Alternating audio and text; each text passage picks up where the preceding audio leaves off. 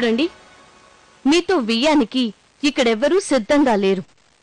ఈ ఇంటి కోడలిగా నేను చెప్తున్నాను, మీరింకెప్పుడు ఈ సంబంధం కోసం ఈ గడప తొక్కొద్దు. వెళ్ళిపోండి. నీ కోసం, నీ సుఖం కోసం ఏమన్నా చేస్తారని మాట ఇచ్చాను కాబట్టి ఆ మాట నిలబెట్టుకోవడం కోసం, నీ కళ్ళల్లో ఆనందం చూడటం కోసం ఆ ఇంటి గడప తొక్కాను. కానీ ఈ పెళ్లి చేయలేము, మీ కుటుంబంతో సంబంధం కలుపుకోలేము, మర్చిపోండి అని మొహం మీద కొట్టినట్టు చెప్పారా. ఇంకెప్పుడు మా గుమ్మం తొక్కద్దని చీకొట్టి పంపించారు. అసలు నీకు మా బాధ ఏంటి అర్థం కావట్లేదురా. ఆ అమ్మాయి పడే బాధ ముందు మనది ఒక బాధ నాన్న. తప్పు చేయని ఒక అమ్మాయిని తన కన్న తల్లిదండ్రులే చీకొట్టి వాకిట్లోకి నెట్టేశారు అంటే ఆ అమ్మాయి మానసిక స్థితి ఏంటో ఒక్కసారి అంచనా వేయండి.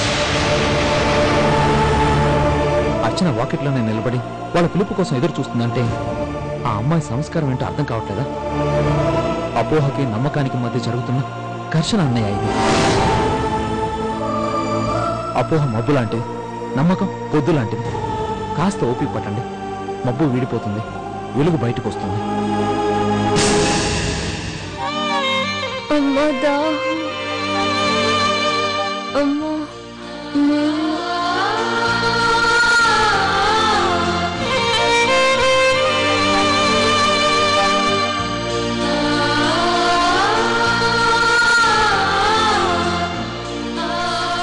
ఎక్కడికి వెళ్ళొస్తున్నారు? ఇంట్లో ఉక్కగా ఉంటేను అలా బయటికి వెళ్ళొస్తున్నాను. మరి డైనింగ్ టేబుల్ మీద ఉన్న గిన్నెలెందుకు భరతనాట్యం చేశావు? కూతురు మీద ప్రేమ పొంగుకొచ్చిందా? అది కదమ్మా, ఇప్పటికే 3 రోజులైంది. అర్చన పచ్చి మంచిని కూడా ముట్టుకోలేదు. ఇలాగే పోతే అది బతకదమ్మా. అలాగని ఈరోజు అన్నం పెట్టాలని చూశారు, రేపు ఇంట్లోకి తీసుకొస్తారు. కన్న వాళ్ళనే గౌరవం లేకుండా మొహం మీద ఉమ్మేసినా మీకు చలనం లేదు. 2 రోజులు పస్తులున్నంత మాత్రాన ఏదో చచ్చిపోయినట్టు ఫీల్ అయిపోయి ఆకలి తీర్చాలనుకున్నారే. నాకే సిగ్గుగా ఉంది.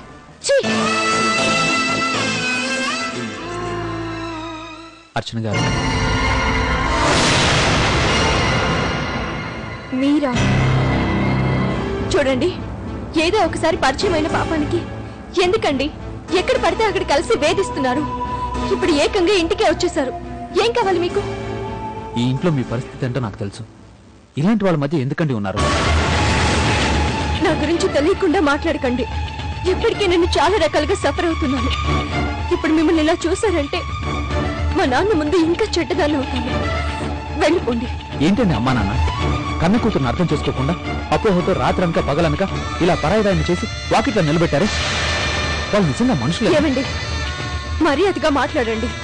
మా అమ్మ నాన్న గురించి ఇష్టం వచ్చినట్టు మాట్లాడే అర్హత మీకు లేదు. నాకు తెలుసు, ఆ అర్హత నాకు లేదు. కానీ మీ మీద మీకు నమ్మకం లేదు. అరే, ప్రపంచం మీద తలకిందులైనట్లు ఎవరినో హత్య చేసినట్టు ఇంత కర్కశంగా శిక్షిస్తున్నారు. అయినా మీరు ఆలోచించరా? ఇంకా ఈ ఇంటినే పట్టుకుని వేలాడతారా? ఒక్కసారి గడప దాటినందుకే తీరని నష్టం జరిగింది. మళ్ళీ ఆ తప్పు చేయలేను. మా అమ్మ నాన్నలను బాధ పెట్టలేను. మీరు మాత్రం మీ వాళ్ళు బాగా కోరితే సరిపోతుందా? కనీసం వాళ్ళు మీ గురించి ఆలోచించరా? కన్న కూతురు పరిస్థితి అర్థం చేసుకోవాలని ప్రయత్నించరా?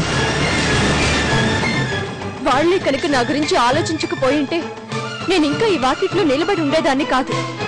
మా అమ్మ నాన్న నన్ను అర్థం చేసుకుంటారు, నన్ను ఆదరిస్తారు. అంతవరకు ఇక్కడి నుంచి కదలను. ఆదరించే వాళ్ళైతే మిమ్మల్ని ఇలా బయట నించోపెట్టరు. చూసారుగా, ఒక్కరైనా బయటకు వస్తున్నారా? ఇంకా ఎందుకంటే మిమ్మల్ని మీరు తగ్గించుకుంటారు. నేను తగ్గేదైనా తల వంచేదైనా మా అమ్మ నాన్నల కోసమే. బాధను అనుభవించేది కూడా నా వాళ్ళ కోసమే. దయచేసి ఇక్కడి నుంచి వెళ్ళిపోండి ప్లీజ్.